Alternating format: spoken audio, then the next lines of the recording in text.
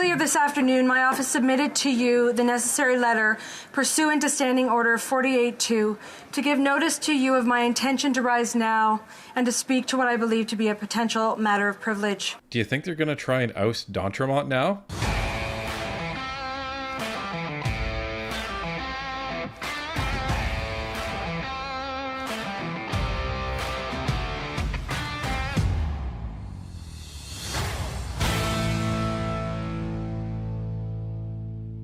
Welcome back to Northern Perspective, everyone. I'm Cypher. And I'm Fox.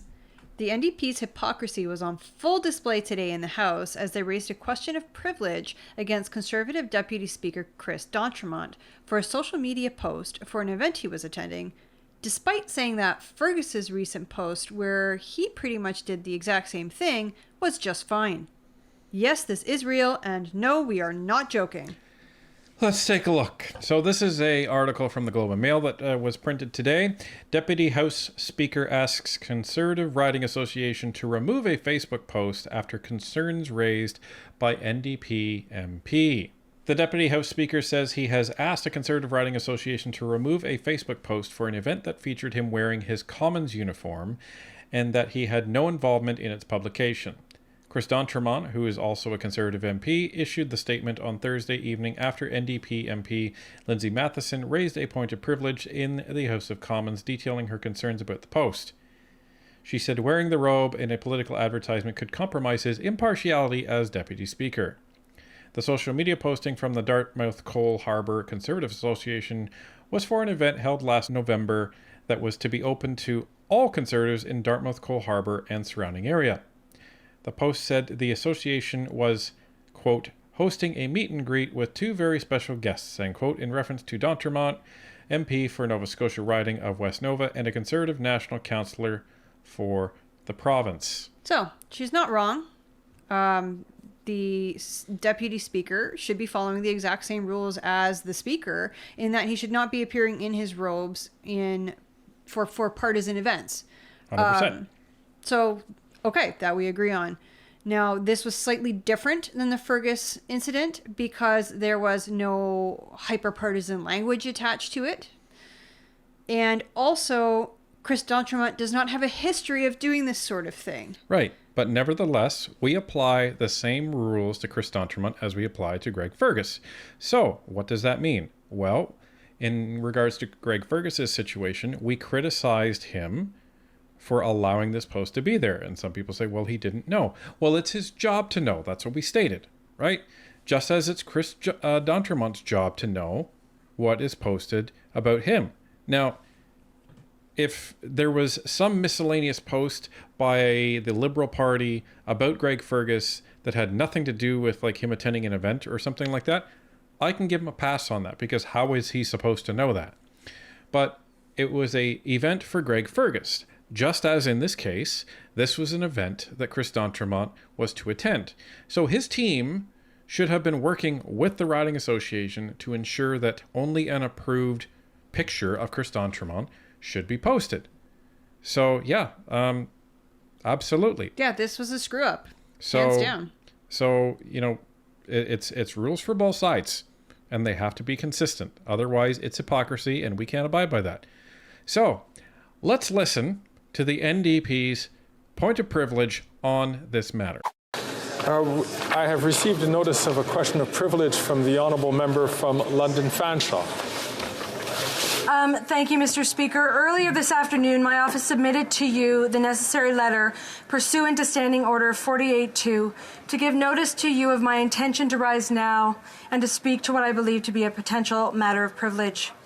The document that I will be referring to was just recently brought to my attention, and I am bringing this forward at my first opportunity, as is required.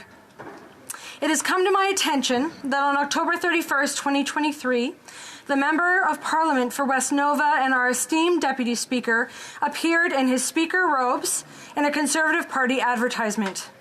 At first sight, this constitutes an improper use of the Speaker's robes, which of course are meant to be above the partisan fray.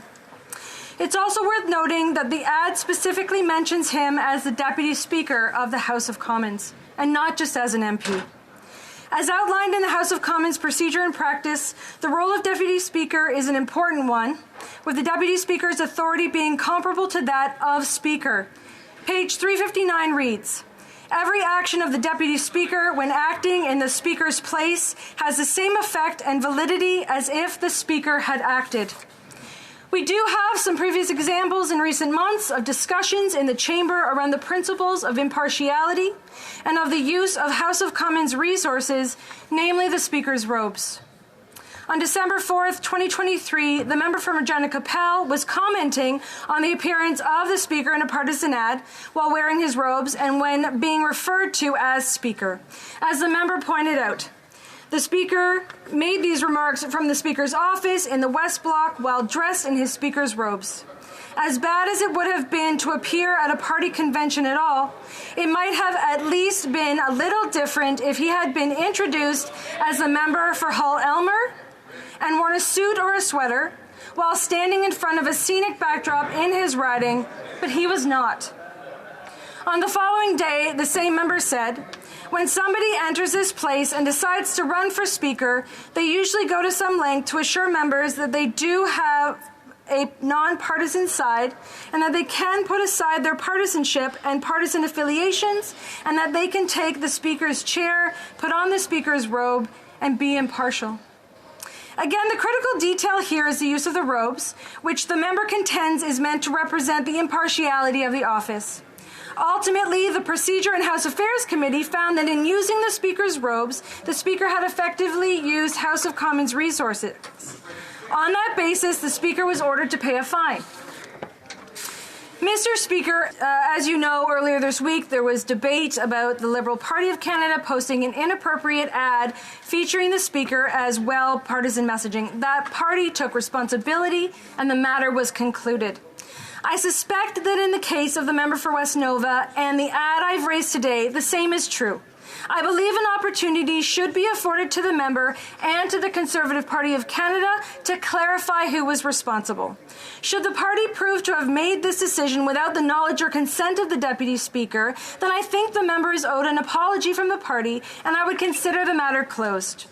However, I would think that if the Deputy Speaker did approve or direct this ad wherein he is clearly using the office of Speaker for partisanship gain, then I believe you would have to find a prima facie case or question of privilege. If so, I will be prepared to move the appropriate motion to have this matter referred to the Procedure and House Affairs Committee. Thank you, Mr. Speaker. So, Again, she's correct. He should have not have appeared. He should not have appeared in his robes in that ad, but I just find it rich that the NDP just voted to continue to support Fergus, who not only did he have a very biased and very partisan ad for a partisan event, that's not the first time he's done it. no, it's the third time, fourth time. We lost count. And they're going after D'Entremont for this. It seems hypocritical on the part of the NDP. So let's see what D'Entremont said. So we'll go back to the article. In response to Ms. Matheson's concerns, Mr. D'Entremont, who was appointed Deputy Speaker in November 2021 and has had no questions of privilege raised against him, might I add, said he has reviewed the posting on Facebook. He said that it was made by a volunteer at an electoral district association other than his own and one in which he has no involvement. Quote, "It was posted to the Electoral District Association's own Facebook page for a free admission meet and greet event, which I had agreed to attend," Mr. D'Entremont said. The choice of photograph and wording of this social media post was neither my own nor was it approved by me. He said the photo of him appears to be simply one plucked from the House of Commons website and certainly was not a photo which was specially taken for this purpose. So that's what he said. But it does sound plausible that a volunteer would put together a poster, not really know what they're doing. But this to me sounds like it's a process problem. Don't have volunteers who don't know what they're doing putting together posters for events like this. Yeah, and if you're going to attend an event as a speaker, then your team better be making darn sure that you're going to be continuing to appear impartial. So, but again, it is rich that the NDP raised this as a question of privilege. and then saying at the end, oh, well, you know, if it's the same thing, then, you know, I'll consider the matter concluded. Well, you didn't have any frickin', you know, problem supporting Fergus, and the only reason you're doing this is to try to shoot back at the Conservatives. Like, you know darn well what happened is that after this latest one, the NDP went hunting for mistakes and evidently found one, which is, you know, that's fine. But if I'm D'Entremont, I'm telling my people everything, screen everything. I want absolutely no surprises, because here's the thing, and Fox had asked me this before we started recording this video. Do you think they're going to try and oust D'Entremont now? You know what? As it relates to this unholy coalition, I don't think anything would surprise me. But if they ended up doing that, all hell would break loose, and I wouldn't even know what to say anymore.